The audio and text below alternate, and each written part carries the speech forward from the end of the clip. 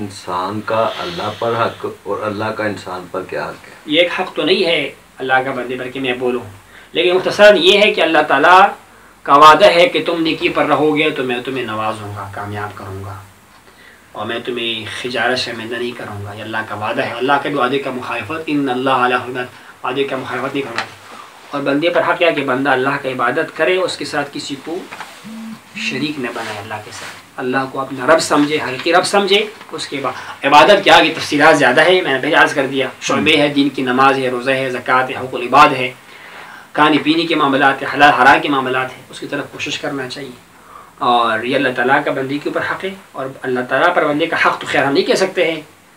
اللہ تعالیٰ غنی ذات ہے، چاہے ہمیں نوازے چاہے ہمیں نہ نوازے، لیکن اس نے وعدہ کیا ہوا ہے کہ میں تمہیں نیکی کا صلہ ضرور دوں گا،